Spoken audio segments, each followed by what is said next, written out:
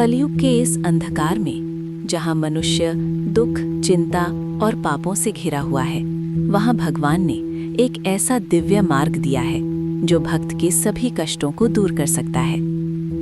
आज की इस पावन एकादशी पर हम सुनेंगे पुरुषोत्तम मास महात्म्य कथा, अध्याय 1 से 11 तक की संपूर्ण दिव्य कथा। ये वही कथा है जिसे देवर्षि नारद ने भगवान नारायण से सुना और जिसमें भगवान श्री कृष्ण ने एक अपमानित मल मास को सभी महीनों में श्रेष्ठ पुरुषोत्तम मास बना दिया। तो श्रद्धा और भक्ति के साथ सुनिए पुरुषोत्तम मास महात्म्य कथा। संगीत थोड़ा धीमा। अध्याय 1। नैमिषारण्य की पवित्र सभा। एक समय की बात है, भक्तों की सभी मनोकामनाओं को पूर्ण करने वाले वृंदावन के स्वामी भगवान पुरुषोत्तम को प्रणाम करके इस पवित्र कथा का आरंभ हुआ। भगवान नारायण, नर नारायण ऋषि, देवी सरस्वती और महर्षि वेदव्यास का स्मरण कर महान ऋषि मुनियों ने धर्मसभा आरंभ की। पवित्र नैमिषारण्य में उस समय अनेक महान तपस्वी एकत्र हुए थे। वे सभी वेदों के ज्ञाता थे, तप और योग में स्थित थे, ब्रह्मनिष्ठ थे और संपूर्ण संसार के कल्याण के लिए यज्ञ कर रहे थे। उनका उद्देश्य था कि कलयुग के दुखी जीवों को शांति मिले और संसार में धर्म की स्थापना हो। उसी समय तीर्थ यात्रा करते हुए वहां पहुंचे महान कथावाचक, पुराणों के ज्ञाता सूत जी महाराज। उनका स्वरूप अत्यंत तेजस्वी था। उनके मुख पर अद्भुत शांति थी। वे भगवान के नाम में लीन रहते थे। जैसे ही ऋषियों ने उन्हें देखा, सभी आदरपूर्वक खड़े हो गए। उन्हें श्रेष्ठ आसन दिया गया। फिर हाथ जोड़कर बोले, हे सूत जी, आप समस्त शास्त्रों के ज्ञाता हैं। कृपा करके हमें ऐसी कथा सुनाइए जो कल्याणकारी हो, जो मनुष्य को इस संसार रूपी सागर से पार लगा सके। ऋषियों की विनम्र वाणी सुनकर सूत जी प्रसन्न हुए। वे बोले, हे मुनियों, मैं अनेक तीर्थों की यात्रा करके यहाँ आया हूँ। मैंने गंगा, यमुना, काशी, प्रयाग, गया, पुष्कर, नर्मदा, गोदावरी और कावेरी जैसे महान तीर्थों का दर्शन किया। उन पवित्र नदियों में स्नान किया, देवताओं और पितरों का तर्पण किया और भगवान की आराधना की। सूत जी आगे बोले, यात्रा करते करते मैं हस्तिनापुर पहुंचा। वहां मैंने सुना कि राजा परीक्षित ने अपना राज्य त्याग दिया है और गंगा तट पर तपस्या कर रहे हैं। ये सुनकर सूत जी भी वहां पहुंचे। गंगा तट का दृश्य अत्यंत अद्भुत था। चारों ओर महान ऋषि मुनि बैठे थे। कोई उपवास कर रहा था, कोई केवल वायु पर जीवित था, कोई कठोर तपस्या में लीन था। तभी वहां एक दिव्य घटना घटी। महर्षि व्यास के पुत्र महान ब्रह्मज्ञानी श्री शुकदेव जी वहां पधारे। वे युवा थे, लेकिन संसार के मोह से पूर्णतया मुक्त थे। उनका तेज ऐसा था मानो पूर्णिमा का चंद्रमा तारों के बीच चमक रहा हो। उन्हें देखते ही सभी ऋषि खड़े हो गए। शुकदेव जी को ऊंचे आसन पर बैठाया गया और फिर संपूर्ण सभा उनके मुख से भगवान की अमृतमयी कथा सुनने के लिए उत्सुक हो उठी। धीमा संगीत। आगे क्या हुआ? सूत जी ने ऋषियों को कौन सी दिव्य कथा सुनाई और देवर्षि नारद ने भगवान नारायण से ऐसा कौन सा प्रश्न पूछा जिससे पुरुषोत्तम मास की महिमा प्रकट हुई, ये हम जानेंगे अगले भाग में। राधे राधे। राधे राधे भक्तों। अब आगे सुनिए पुरुषोत्तम मास महात्म्य कथा का दूसरा अध्याय। सूत जी बोले, हे मुनियों, जब राजा परीक्षित ने गंगा तट पर बैठकर भगवान शुकदेव जी के मुख से श्रीमद् भागवत की अमृतमयी कथा सुनी, तब उन्हें मोक्ष की प्राप्ति हुई। उस दिव्य दृश्य को देखकर और उस पवित्र वातावरण का अनुभव करके मैं यहाँ आप सबके दर्शन के लिए आया हूँ। ऋषियों ने हाथ जोड़कर कहा, हे सूत जी, आपने जो कुछ महर्षि वेदव्यास से सुना है वही हमें सुनाइए। ऐसी कथा सुनाइए जो मनुष्य के जीवन का सार हो, जो अमृत से भी बढ़कर कल्याणकारी हो। सूत जी विनम्र होकर बोले, हे मुनियों, मैं तो एक साधारण कथावाचक हूँ, लेकिन ये मेरा सौभाग्य है कि आप जैसे महान ऋषि मुझसे प्रश्न कर रहे हैं। अब मैं आपको वही दिव्य कथा सुनाता हूँ जो मैंने अपनी गुरु व्यास जी से सुनी थी। इतना कहकर सूत जी ने एक प्राचीन प्रसंग सुनाना आरंभ किया। वे बोले, एक समय देवर्षि नारद बद्रीनाथ के समीप स्थित नर नारायण आश्रम पहुंचे। वह स्थान अत्यंत पवित्र और दिव्य था। चारों ओर हिमालय की शांत वादियां थीं। पवित्र गंगा और अलकनंदा की धारा बह रही थी।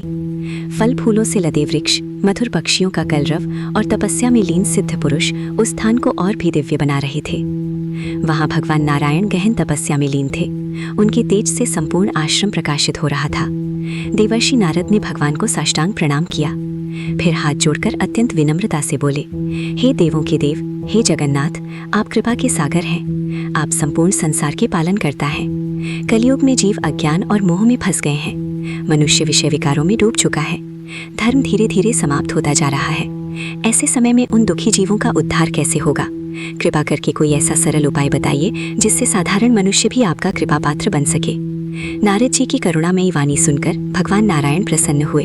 उन्होंने मुस्कुराकर कहा, हे नारद, तुम भगवान की महिमा को जानते हो, फिर भी लोक कल्याण के लिए प्रश्न कर रहे हो। ये अत्यंत उत्तम है। अब मैं तुम्हें एक महान रहस्य बताता हूँ। ये रहस्य अत्यंत दुर्लभ है। देवता भी इसे सहजता से नहीं जानते। भगवान कुछ क्षण मौन रहे, फिर बोले, ये है पुरुषोत्तम मास का महात्म्य। ये सुनते ही नारद जी के नेत्रों में उत्सुकता भर गई। भगवान नारायण बोले, ये पुरुषोत्तम मास अत्यंत पवित्र है। इसके स्वामी स्वयं भगवान पुरुषोत्तम है। इस मास में किया गया जप, तप, दान, व्रत और भगवान की भक्ति मनुष्य को असंख्य पापों से मुक्त कर देती है। जो भक्त श्रद्धा से इस मास का पालन करता है, उस पर भगवान अत्यंत प्रसन्न होते हैं और उसके सभी कष्ट दूर कर देते हैं। नारद जी ने पुनः प्रश्न किया, हे प्रभु, अन्य महीनों के अधिष्ठाता देवताओं के बारे में तो मैंने सुना है, लेकिन इस पुरुषोत्तम मास का रहस्य क्या है? ये मास इतना महान कैसे बना? इसमें कौन कौन से नियमों का पालन करना चाहिए और इससे मनुष्य को क्या फल प्राप्त होता है? नारद जी आगे बोले, हे प्रभु, इस संसार में अनेक लोग दुखी हैं। कोई दरिद्र है, कोई रोगी है, कोई संतान के दुख से पीड़ित है, तो कोई मानसिक कष्टों से टूट चुका है। कृपा करके ऐसा उपाय बताइए जिससे सभी लोगों का कल्याण हो सके। नारद जी की करुणा से भरी वाणी सुनकर भगवान नारायण गंभीर हो गए। फिर उन्होंने कहा, हे नारद, अब मैं तुम्हें एक अत्यंत प्राचीन और दिव्य कथा सुनाता हूँ, जिसे सुनने मात्र से मनुष्य के पाप नष्ट हो जाते हैं। आगे क्या हुआ? भगवान नारायण ने कौन सी प्राचीन कथा सुनाई और कैसे पांडवों के दुखों से जुड़ा पुरुषोत्तम मास का महान रहस्य प्रकट हुआ, ये हम जानेंगे अगले भाग में। राधे राधे। धीमा गंभीर संगीत, तानपुरा, बांसुरी। राधे राधे भक्तों, अब आगे सुनिए पुरुषोत्तम मास महात्म्य कथा का तीसरा अध्याय।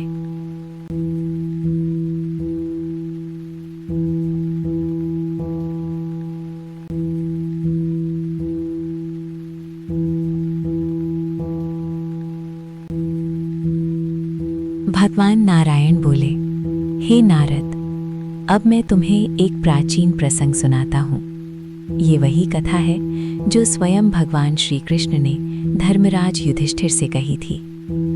एक समय द्यूत क्रीड़ा में छल पूर्वक हारकर धर्मराज युधिष्ठिर अपने भाइयों सहित राज्य से वंचित हो गए। दुर्योधन और शकुनी के छल ने पांडवों का सब कुछ छीन लिया। भरी सभा में द्रौपदी का अपमान किया गया।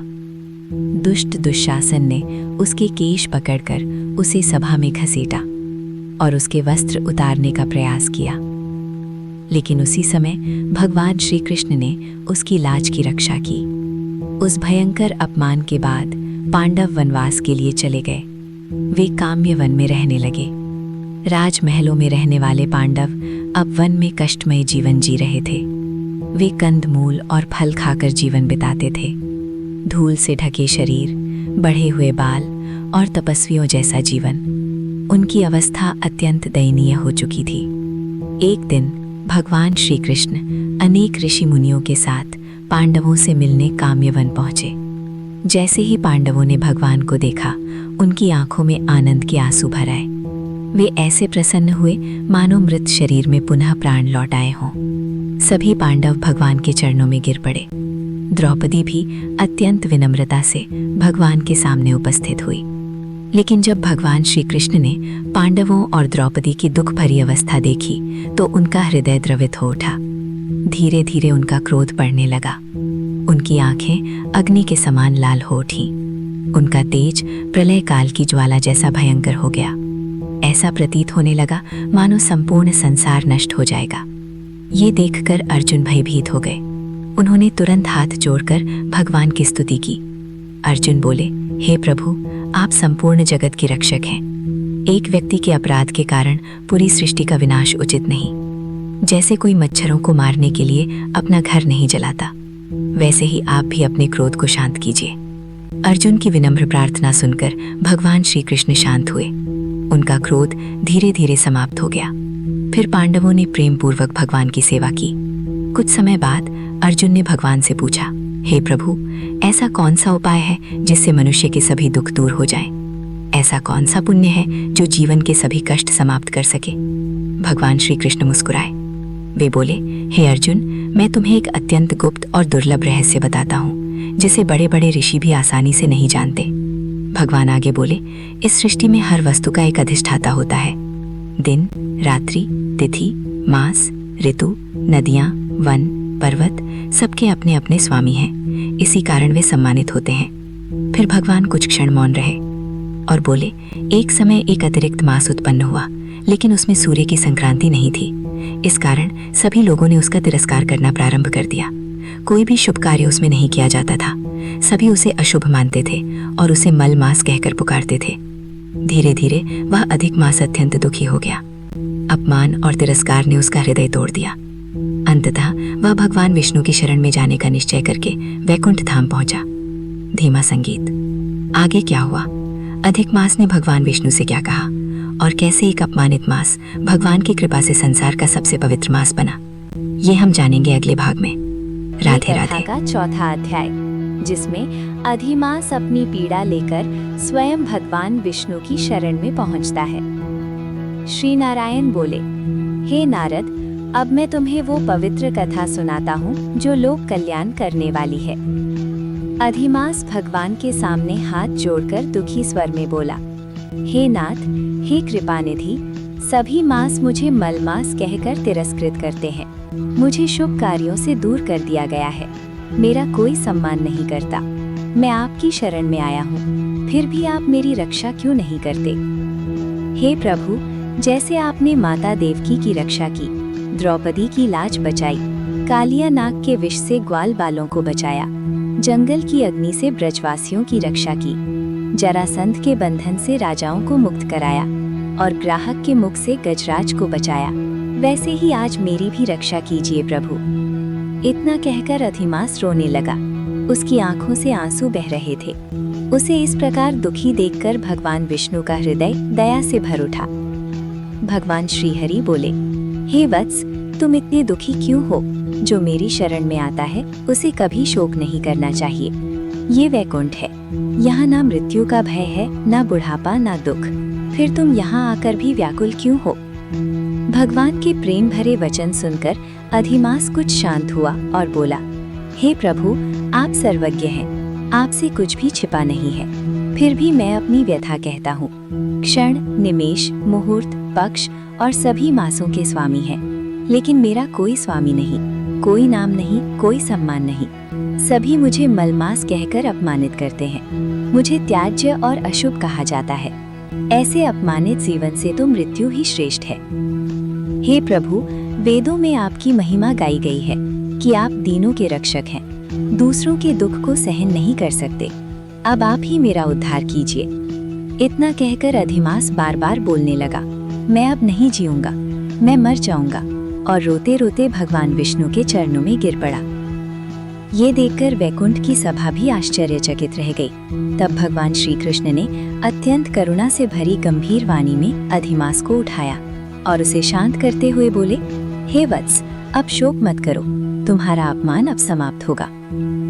भक्तों, ये कथा हमें सिखाती है कि जो सच्चे मन से भगवान की शरण में जाता है, भगवान उसकी रक्षा अवश्य करते हैं। संसार चाहे किसी का तिरस्कार करे, लेकिन भगवान उसे महान बना सकते हैं। यदि आपको ये कथा पसंद आई हो तो वीडियो को लाइक करें, चैनल को सब्सक्राइब करें और कमेंट में लिखें, जय श्री पुरुषोत्तम भगवान का पांचवा, जिसमें भगवान विष्णु अधिमास को लेकर दिव्य गोलोक धाम की यात्रा करते हैं। नारद जी बोले, हे प्रभु, जब अधिमास भगवान के चरणों में गिर पड़ा, तब भगवान श्री हरि ने उससे क्या कहा? श्री नारायण बोले, हे नारद, अब मैं तुम्हें वो दिव्य कथा सुनाता हूँ। भगवान श्री कृष्ण अर्जुन से कहते हैं, हे अर्जुन, जब अधिमास मूर्छित होकर गिर पड़ा, तब भगवान विष्णु के संकेत से गरुड़ अपने पंखों से उसे हवा करने लगे। कुछ समय बाद अधिमास को होश आया और वो रोते हुए बोला, हे जगतपति, मेरी रक्षा कीजिए, मैं आपकी शरण में आया हूँ, फिर भी मेरी उपेक्षा क्यों हो रही है? तब भगवान विष्णु ने प्रेम पूर्वक कहा, हे वत्स, उठो, शोक मत करो, तुम्हारा दुख अब दूर होगा। इसके बाद भगवान विष्णु ने एक अद्भुत निर्णय लिया और बोले, हे वत्स, मेरे साथ उस दिव्य गोलोक धाम चलो जहाँ स्वयं पुरुषोत्तम भगवान श्री कृष्ण निवास करते हैं। वहाँ श्री कृष्ण गोपियों के मध्य विराजमान हैं। उनका शरीर नवीन मेघ के समान श्याम है, नेत्र लाल कमल के समान है और मुख शरद पूर्णिमा के चंद्रमा की भांति सुंदर है। वे पीतांबर धारण किए हुए हैं, वनमाला से सुशोभित हैं। उनके वक्षस्थल पर श्रीवत्स चिन्ह शोभा देता है और कौस्तुभ मणि से उनका तेज और भी दिव्य दिखाई देता है। वे भक्तों पर कृपा करने वाले संपूर्ण ब्रह्मांड के आधार और परब्रह्म स्वरूप हैं। इतना कहकर भगवान विष्णु अधिमास का हाथ पकड़कर गोलोक धाम की ओर चल पड़े। वो गोलोक धाम करोड़ों सूर्यों के समान प्रकाशमान था। वहाँ न मृत्यु थी, न रोग, न शोक, न भय। संपूर्ण भूमि रत्नों से बनी हुई थी और दिव्य प्रकाश चारों ओर फैला हुआ था। उस गोलोक के नीचे दाहिनी ओर वैकुंठ धाम था, जहाँ चतुर्भुज विष्णु भक्त निवास करते थे, और बाईं ओर शिवलोक था, जहाँ भगवान शिव के गण विराजमान थे। गोलोक के मध्य में दिव्य ज्योति प्रकट हो रही थी। उसी ज्योति के भीतर भगवान श्री कृष्ण रत्न सिंहासन पर विराजमान थे। उनके हाथ में मुरली थी, मुख पर मधुर मुस्कान थी। उनकी शोभा करोड़ों कामदेवों को भी लज्जित कर रही थी। वे रास मंडल के मध्य बैठे हुए संपूर्ण आनंद के स्वरूप थे, भक्तों पर दया करने वाले, शांति देने वाले और समस्त मंगलों के मंगल थे। भगवान श्री कृष्ण का ये दिव्य स्वरूप देखकर अधिमास का सारा दुख दूर हो गया। भक्तों, ये कथा हमें बताती है कि भगवान अपने शरणागत भक्त को कभी अकेला नहीं छोड़ते। जो सच्चे मन से भगवान का आश्रय लेता है, उसे अंततः परम आनंद और भगवान की कृपा अवश्य प्राप्त होती है। यदि आपको ये कथा पसंद आई हो तो वीडियो को लाइक करें, शेयर करें और चैनल सब्सक्राइब जरूर करें। ओम कमेंट में लिखें, जय श्री राधे कृष्ण। नारद जी ने पूछा, हे प्रभु, भगवान विष्णु गोलोक पहुंचकर क्या करते हैं? कृपा करके मुझे बताइए।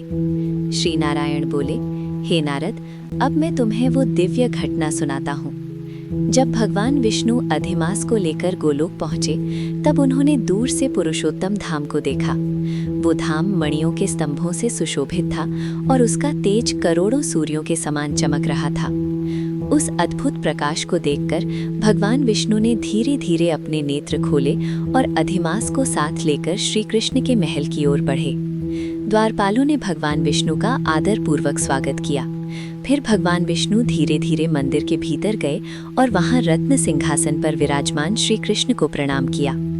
भगवान श्री कृष्ण गोपियों के मध्य विराजमान थे।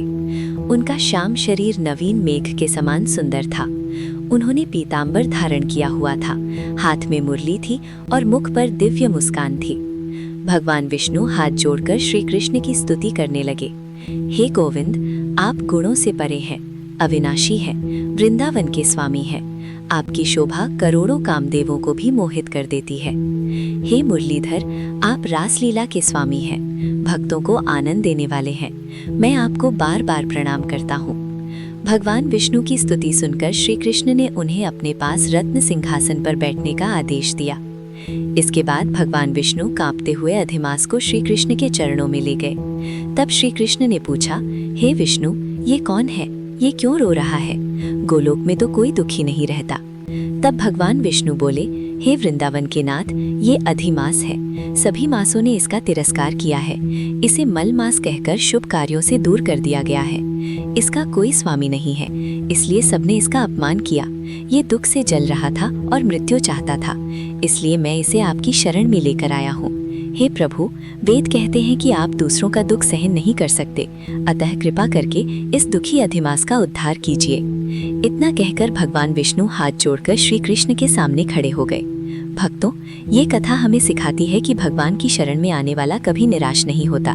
संसार भले ही किसी को तुच्छ समझे, लेकिन भगवान उसके दुख को अवश्य दूर करते हैं। यदि आपको ये कथा सूत जी बोले, हे तपोधन, आप लोगों ने जो प्रश्न किया है वही प्रश्न देवर्षि नारद ने भगवान नारायण से किया था। तब भगवान नारायण ने जो उत्तर दिया वही अब मैं आप लोगों को सुनाता हूँ। नारद जी बोले, हे बद्रीनाथ, जब भगवान विष्णु ने अधिमास का अपार दुख भगवान श्री कृष्ण के सामने निवेदन किया और मौन धारण कर लिया, तब भगवान पुरुषोत्तम श्री कृष्ण ने क्या कहा, कृपा करके वो दिव्य कथा हमें सुनाइए। श्री नारायण बोले, हे नारद, भगवान श्री कृष्ण ने जो रहस्यमयी वचन कहे वे अत्यंत गुप्त हैं। उन्हें केवल भक्त, आस्तिक और निष्कपट भाव वाले लोगों को ही कहना चाहिए। अब मैं वो सब तुम्हें सुनाता हूँ। भगवान श्री पुरुषोत्तम बोले, हे विष्णु, आपने अत्यंत उत्तम कार्य किया है जो इस मलमास को लेकर यहाँ आए। इससे आपकी लोक में महान कीर्ति होगी। जिसका उद्धार आपने स्वीकार किया है उसका उद्धार हमने भी स्वीकार किया है। आज से हम इसे अपने समान श्रेष्ठ बनाएंगे। जैसे संसार में मैं पुरुषोत्तम नाम से प्रसिद्ध हूँ, वैसे ही आज से ये अधिमास भी पुरुषोत्तम मास के नाम से प्रसिद्ध होगा। मेरे जितने भी गुण, यश, ऐश्वर्य और महिमा है, वे सब आज मैं इसे प्रदान करता हूँ। आज से मैं स्वयं इस अधिमास का स्वामी हूँ। ये मास अब संपूर्ण संसार में पूजनीय और वंदनीय होगा। जो भी भक्त श्रद्धा और भक्ति से इस पुरुषोत्तम मास का व्रत, जप, दान और पूजन करेंगे, उनके सभी दुख और दरिद्रता का नाश होगा। चैत्र आदि अन्य सभी मास सकाम हैं, लेकिन इस मास को मैंने निष्काम बनाया है। ये मास प्राणियों को मोक्ष प्रदान करने वाला होगा। जो प्राणी सकाम अथवा निष्काम भाव से पुरुषोत्तम मास का पालन करेगा, वो अपने समस्त पापों को नष्ट करके अंत में मुझे प्राप्त होगा। भगवान श्री कृष्ण आगे बोले, जिस परम पद की प्राप्ति के लिए योगी, यति, ब्रह्मचारी और महात्मा लोग कठोर तपस्या करते हैं, वर्षों तक व्रत रखते हैं और अनेक कठिन साधनाएं करते हैं, उसी परम पद को पुरुषोत्तम मास के भक्त केवल एक मास के व्रत से प्राप्त कर लेते हैं। ये पुरुषोत्तम मास संपूर्ण साधनों में श्रेष्ठ साधन है और समस्त मनोकामनाओं को पूर्ण करने वाला है। जैसे खेत में बोया हुआ बीज अनेक गुना बढ़ जाता है, वैसे ही पुरुषोत्तम मास में किया गया पुण्य करोड़ों गुना बढ़ जाता है। जो व्यक्ति श्रद्धा और विधि पूर्वक इस मास का व्रत करता है, वो अपने समस्त कुल का उद्धार करके अंत में मेरे परम धाम को प्राप्त होता है। भगवान श्री कृष्ण बोले, जो लोग पुरुषोत्तम मास में स्नान, जप, दान और धर्म नहीं करते, वे अज्ञानवश अपने जीवन का महान पुण्य खो देते हैं। और जो लोग इस मास का निरादर करते हैं, वे सदैव दुख और क्लेश प्राप्त करते हैं। लेकिन जो स्त्रियां और पुरुष श्रद्धा से इस मास में पूजा, दान और व्रत करते हैं, उन्हें सौभाग्य, संतान सुख, धन और समस्त सुखों की प्राप्ति होती है। जो भक्त इस मास में मेरा पूजन करते हैं, वे इस लोक में सभी सुखों को भोगकर अंत में गोलोक धाम को प्राप्त होते हैं। इसलिए हे विष्णु, अब आप इस पुरुषोत्तम मास को साथ लेकर वैकुंठ को जाइए और इसकी चिंता छोड़ दीजिए। श्री नारायण बोले। इस प्रकार भगवान श्री कृष्ण के अमृतमय वचन सुनकर भगवान विष्णु अत्यंत प्रसन्न हुए। उन्होंने भगवान श्री कृष्ण को प्रणाम किया और पुरुषोत्तम मास को अपने साथ लेकर गरुड़ पर सवार होकर वैकुंठ धाम की ओर प्रस्थान किया।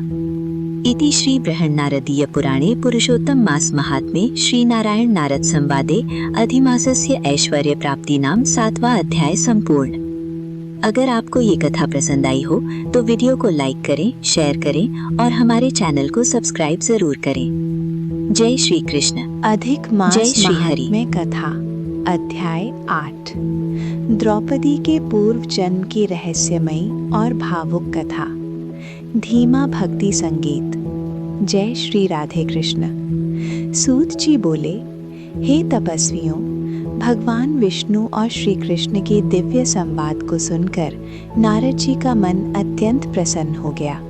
फिर उन्होंने भगवान नारायण से विनम्र होकर प्रश्न किया। नारद जी बोले, हे प्रभु, जब भगवान विष्णु बैकुंठ लौट गए तब आगे क्या हुआ? कृपा करके वो दिव्य कथा सुनाइए जो समस्त प्राणियों का कल्याण करने वाली है। श्री नारायण बोले, हे नारद, ध्यान पूर्वक सुनो। अब मैं तुम्हें एक अत्यंत रहस्यमयी और हृदय को स्पर्श करने वाली कथा सुनाता हूँ। भगवान श्री कृष्ण ने वन में बैठे हुए युधिष्ठिर, भीम, अर्जुन, नकुल, सहदेव और द्रौपदी की ओर करुणा से देखा। उनकी आंखों में दया थी और वाणी में गंभीरता। भगवान श्री कृष्ण बोले, हे राजन युधिष्ठिर, तुम सबने वनवास के समय अनेक कष्ट सहे, परंतु एक भूल तुमसे हो गई। तुम लोगों ने दुख, भय और मोह के कारण पुरुषोत्तम मास का आदर नहीं किया। उसी कारण भाग्य ने तुम्हें अनेक दुखों में डाला। युधिष्ठिर और द्रौपदी भगवान की ओर देखने लगे। तब श्री कृष्ण बोले, हे राजन, अब मैं तुम्हें द्रौपदी के पूर्व जन्म की कथा सुनाता हूँ। भावुक संगीत। पूर्व जन्म में द्रौपदी एक महान तपस्वी, मेधावी ऋषि की पुत्री थी। वो कन्या अत्यंत सुंदर, तेजस्वी और गुणवान थी। उसकी आंखें कानों तक लंबी थीं, मुख चंद्रमा के समान तेजस्वी था और स्वभाव अत्यंत शांत। बचपन में ही उसकी माता का देहांत हो गया था। तब उसके पिता मेधावी ऋषि ने ही उसे माता और पिता दोनों का प्रेम देकर पाला। वो कन्या वेद, शास्त्र और नीति में अत्यंत कुशल थी। धीरे धीरे समय बीतता गया। अब वो युवावस्था को प्राप्त हुई। जब वो अपनी सहेलियों को पति, पुत्र और परिवार का सुख भोगते देखती, तब उसका मन भी विवाह की इच्छा करने लगता। वो एकांत में बैठकर सोचती, क्या मुझे भी योग्य पति मिलेगा? कौन सा देवता मेरी मनोकामना पूरी करेगा? किस तीर्थ, किस व्रत और किस पूजा से मेरा भाग्य जागेगा? उधर मेधावी ऋषि भी अपनी पुत्री के लिए योग्य वर खोजने लगे। वे देश देशांतर घूमे, अनेक राजाओं, ऋषियों और कुलीन परिवारों में गए, लेकिन उन्हें अपनी पुत्री के योग्य वर नहीं मिला। धीरे धीरे चिंता उनके हृदय को जलाने लगी। एक दिन अत्यधिक दुख और चिंता के कारण उन्हें भयंकर ज्वर हो गया। उनका शरीर कांपने लगा, श्वास तेज हो गई। किसी प्रकार वे अपने आश्रम लौटे और भूमि पर गिर पड़े। अपनी पुत्री को सामने देखकर उनकी आंखों में आंसू आ गए। अब उन्हें समझ आ गया था कि मृत्यु निकट है। तब उन्होंने अंतिम समय में भगवान श्री कृष्ण का स्मरण करना आरंभ किया। हे राधा रमन, हे गोविंद, हे दामोदर, हे दीनानाथ, मुझे इस संसार सागर से पार लगाइए। हे मुरारी, हे हरे, मेरी रक्षा कीजिए। दिव्य संगीत। जैसे ही मेधावी ऋषि ने भगवान का स्मरण किया, उसी क्षण भगवान विष्णु के दिव्य दूत वहां प्रकट हुए। उनके शरीर से दिव्य प्रकाश निकल रहा था। उन्होंने मेधावी ऋषि की आत्मा को सम्मान पूर्वक उठाया और बैकुंठ धाम की ओर ले गए। अपने पिता को मृत देखकर वो कन्या फूट फूट कर रोने लगी। वो अपने पिता के शरीर को गोद में लेकर विलाप करने लगी। हे पिताजी, मुझे अकेला छोड़कर कहाँ चले गए? अब मेरी रक्षा कौन करेगा? मेरा विवाह कौन करेगा? इस संसार में अब मेरा सहारा कौन है? उसकी करुण पुकार सुनकर वन के ऋषि मुनि वहां आ पहुंचे। सभी ने मेधावी ऋषि के शरीर को उठाया और शमशान ले गए। वहां वैदिक विधि से उनका अंतिम संस्कार किया गया। पूरा वन शोक में डूब गया। ऋषियों ने उस कन्या को धैर्य बंधाया और अपने अपने आश्रम लौट गए। लेकिन वो कन्या पिता के वियोग में अंदर ही अंदर टूट चुकी थी। वो दिन रात रोती रहती, न भोजन करती, न किसी से बात करती। जैसे बछड़े के वियोग में गाय रोती है, वैसे ही वो कन्या दुख से व्याकुल रहती। भगवान श्री कृष्ण बोले, हे राजन, वही कन्या अगले जन्म में द्रौपदी बनी। पूर्व जन्म के कर्म और पुरुषोत्तम मास की अवहेलना के कारण उसे जीवन में अनेक दुख सहने पड़े। धीमा आध्यात्मिक संगीत। भक्तों, ये कथा जय हमें श्री सिखाती कृष्ण है कि भक्तों, स्वागत है आपका हमारे चैनल पर। आज हम सुनेंगे अधिक मास महात्म्य कथा के अध्याय 9 की अद्भुत और भावुक कथा। इस अध्याय में हम जानेंगे मेधावी ऋषि की कन्या के दुख, दुर्वासा ऋषि के दिव्य आगमन और भगवान श्री कृष्ण की कृपा की महिमा के बारे में। कैसे अधिक मास का व्रत और भगवान की भक्ति जीवन के बड़े से बड़े संकट को दूर कर देती है, यही इस कथा का मुख्य संदेश है। तो वीडियो को अंत तक जरूर देखिए और श्री हरि की इस पावन कथा का आनंद लीजिए। अगर आपको ये कथा पसंद आई तो वीडियो को लाइक करें, अपने मित्रों और परिवार के साथ शेयर करें और हमारे चैनल को सब्सक्राइब जरूर करें। सूत जी बोले, हे मुनियों, मेधावी ऋषि की कन्या अपने पिता के वियोग में अत्यंत दुखी होकर वन में अकेली रहने लगी। वो दिन रात आंसू बहाती और अपने भाग्य को कोसती रहती थी। उसका मन भय, दुख और भविष्य की चिंता से भरा हुआ था। एक दिन उसी तपोवन में महान तपस्वी और तेजस्वी दुर्वासा ऋषि पधारे। उनकी विशाल जटाएं, प्रचंड तेज और दिव्य स्वरूप देखकर पूरा वन प्रकाशित हो उठा। कन्या ने विनम्र होकर उनके चरणों में प्रणाम किया और फल फूल अर्पित कर उनका आदरपूर्वक स्वागत किया। कन्या बोली, हे महर्षि, आज मेरा जीवन धन्य हो गया। आपके चरणों की धूलि से मेरा आश्रम पवित्र हो गया। कृपा करके मेरे दुखों का निवारण कीजिए। दुर्वासा ऋषि उसकी सेवा और विनम्रता से प्रसन्न हुए। उन्होंने कहा, हे कन्ये, तू महान पुण्यवती है। तेरे पिता के तप और तेरे सद्गुणों के कारण ही मैं यहाँ आया हूँ। तब कन्या की आंखों से आंसू बहने लगे। उसने कहा, हे मुनिवर, मेरे माता पिता अब इस संसार में नहीं है। मेरा विवाह नहीं हो रहा। मैं अकेली और असहाय हूँ। मुझे भय है कि मेरा जीवन व्यर्थ ना हो जाए। कृपा करके मेरे दुख दूर करने का उपाय बताइए। तब भगवान श्री कृष्ण ने युधिष्ठिर को एक अद्भुत प्रसंग सुनाया। उन्होंने कहा, एक समय मैं और रुक्मिणी दुर्वासा ऋषि का रथ खींच रहे थे। चलते चलते मार्ग में रुक्मिणी को अत्यंत प्यास लगी। उनके होंठ सूखने लगे और वे व्याकुल हो उठीं। रुक्मिणी की दशा देखकर मुझसे रहा न गया। मैंने चलते चलते अपने चरण के अग्रभाग से पृथ्वी को दबाया और उसी क्षण वहां से दिव्य भोगवती नदी प्रकट हो गई। मैंने उसी पवित्र जल से रुक्मिणी की प्यास बुझाई। लेकिन ये देखकर महर्षि दुर्वासा क्रोध से अग्नि के समान जल उठे। वे बोले, हे श्री कृष्ण, तुमने मेरी अवज्ञा करके पहले रुक्मिणी को जल पिलाया। स्त्री प्रेम में पड़कर तुमने अपना महत्व दिखाया है, इसलिए अब तुम दोनों को वियोग सहना पड़ेगा। इस प्रकार दुर्वासा ऋषि ने मुझे और रुक्मिणी को वियोग का श्राप दिया था। इसके बाद दुर्वासा ऋषि ने उस दुखी कन्या की ओर देखा और बोले, हे शुभे, चिंता मत कर। भगवान श्रीहरि की कृपा से तेरा जीवन महान होगा। तू अधिक मास का व्रत और भगवान विष्णु की भक्ति कर। ये व्रत सभी दुखों को दूर करने वाला और मनोकामना पूर्ण करने वाला है। दुर्वासा ऋषि ने अधिक मास की महिमा बताते हुए कहा कि जो श्रद्धा से इस मास में जप, तप, दान और भगवान का स्मरण करता है, उसके जीवन के सारे संकट समाप्त हो जाते हैं। ये सुनकर कन्या के हृदय में आशा का प्रकाश जाग उठा। उसने निश्चय किया कि वो पूर्ण श्रद्धा और भक्ति से अधिक मास का व्रत करेगी और भगवान श्री कृष्ण की आराधना करेगी। इसी के साथ अध्याय 9 की ये पावन कथा पूर्ण होती है। ये कथा हमें सिखाती है कि सच्ची भक्ति, संतों का आशीर्वाद और अधिक मास का व्रत जीवन के बड़े से बड़े दुखों को भी समाप्त कर सकता है। क्या जय कभी श्री आपने राधे सोचा कृष्ण। है कि भगवान के सबसे प्रिय अधिक मास का अपमान करने पर क्या होता है? कैसे एक ऋषि कन्या ने अहंकार में आकर दुर्वासा ऋषि के वचनों को ठुकरा दिया और फिर उसके जीवन में शुरू हुआ दुखों का भयानक अध्याय। तो आइए सुनते हैं पुरुषोत्तम मास महात्म्य कथा का अध्याय 10। दुर्वासा ऋषि बोले, हे सुंदरी, मैं तुझे एक अत्यंत गुप्त और महान उपाय बताता हूँ। 3 मास बाद आने वाला पुरुषोत्तम मास भगवान श्री कृष्ण का सबसे प्रिय मास है। इस मास में तीर्थ स्नान करने से मनुष्य बड़े बड़े पापों से मुक्त हो जाता है। 12,000 वर्ष गंगा स्नान का जो फल मिलता है, वही फल इस मास में एक बार स्नान करने से मिल जाता है। जो भक्त इस मास में भगवान पुरुषोत्तम की पूजा करता है, उसकी सभी मनोकामनाएं पूर्ण होती हैं।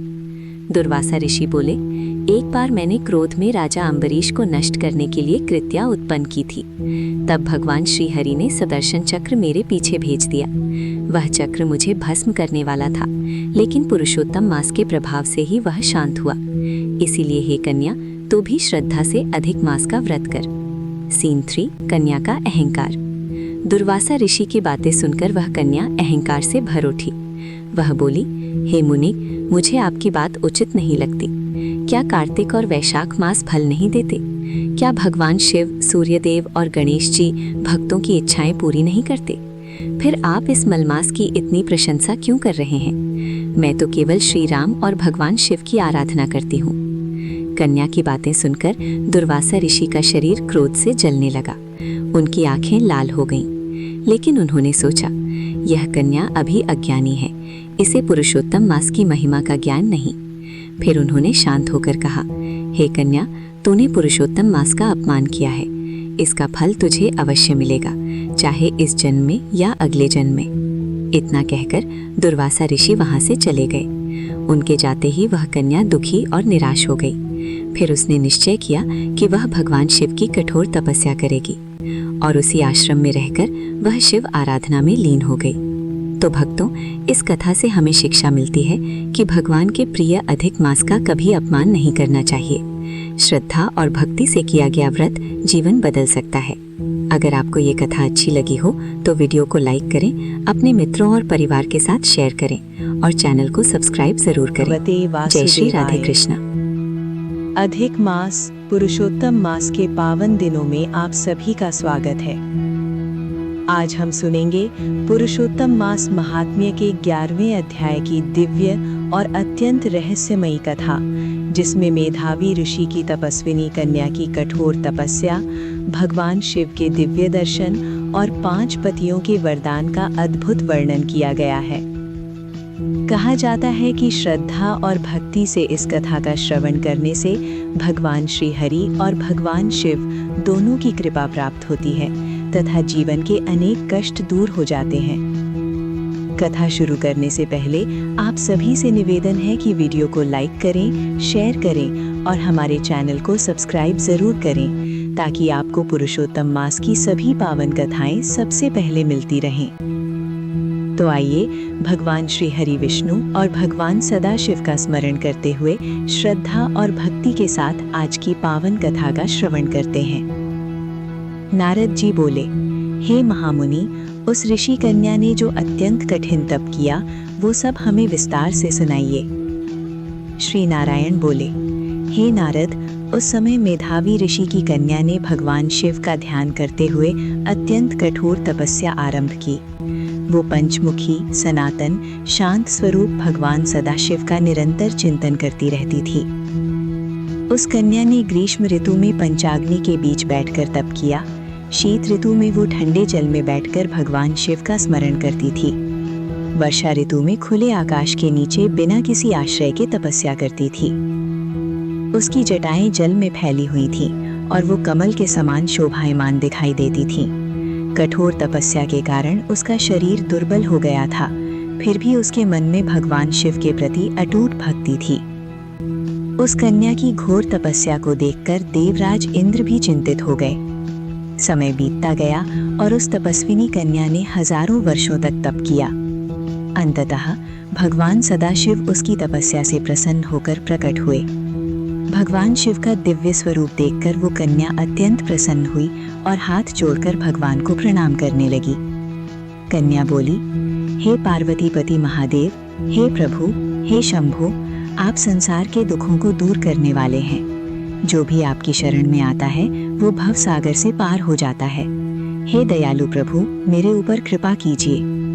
उसने भगवान शिव की अनेक प्रकार से स्तुति की और बोली, हे प्रभु, आप ही संसार के पालनकर्ता, रक्षक और भक्तों के दुखों को दूर करने वाले हैं। मैं आपकी शरण में हूँ। भगवान शिव उस कन्या की स्तुति और कठोर तपस्या से अत्यंत प्रसन्न हुए। शिव जी बोले, हे तपस्विनी, मैं तुमसे अत्यंत प्रसन्न हूँ। तुम जो वर मांगना चाहो मांग सकती हो। भगवान शिव के वचन सुनकर वो कन्या अत्यंत आनंदित हुई और बोली, हे महादेव, यदि आप मुझ पर प्रसन्न हैं तो मुझे उत्तम पति प्रदान कीजिए। मैं पति चाहती हूँ। उस कन्या ने बार बार यही वर मांगा, मुझे पति दीजिए, मुझे पति दीजिए। तब भगवान शिव बोले, हे सुंदरी, तुमने 5 बार पति मांगा है, इसलिए अगले जन्म में तुम्हें 5 पति प्राप्त होंगे। वे सभी वीर, धर्मज्ञ, सत्यवादी और महान क्षत्रिय होंगे। भगवान शिव के ये वचन सुनकर वो कन्या आश्चर्यचकित हो गई। कन्या बोली, हे प्रभु, संसार में एक स्त्री का एक ही पति होता है। 5 पति होने पर लोग मेरी हंसी उड़ाएंगे। ऐसा वरदान मुझे मत दीजिए। तब भगवान शिव बोले, हे कन्ये, इस जन्म में तुम्हें पति सुख प्राप्त नहीं होगा। अगले जन्म में तुम महान भाग्यशाली बनोगी। तुम्हें 5 महान वीरपति प्राप्त होंगे। भगवान शिव ने आगे कहा, तुमने पूर्व में दुर्वासा ऋषि का अपमान किया था और पुरुषोत्तम मास का अनादर किया था, उसी कारण तुम्हें ये फल प्राप्त होगा। भगवान शिव बोले, पुरुषोत्तम मास भगवान श्री कृष्ण का अत्यंत प्रिय मास है। जो व्यक्ति श्रद्धा और भक्ति से इस मास में व्रत, पूजा और भगवान का स्मरण करता है, उसे इस लोक और परलोक दोनों में सुख प्राप्त होता है। परंतु जो पुरुषोत्तम मास का अपमान करता है, उसे दुख और कष्ट प्राप्त होते हैं। इतना कहकर भगवान नीलकंठ अंतर्धान हो गए और वो कन्या अत्यंत चिंतित होकर वहीं खड़ी रह गई। सूत जी बोले, हे मुनियों, भगवान शिव के चले जाने के बाद वो कन्या अत्यंत दुखी और चिंतित रहने लगी। इति श्री बृहन नारदीय पुरुषोत्तम मास महात्म्य एकादश अध्याय संपूर्ण। अगर आपको ये कथा पसंद आई हो तो वीडियो को लाइक करें, शेयर करें और हमारे चैनल को सब्सक्राइब जरूर करें। जय श्री हरि, हर हर महादेव, पुरुषोत्तम भगवान की जय।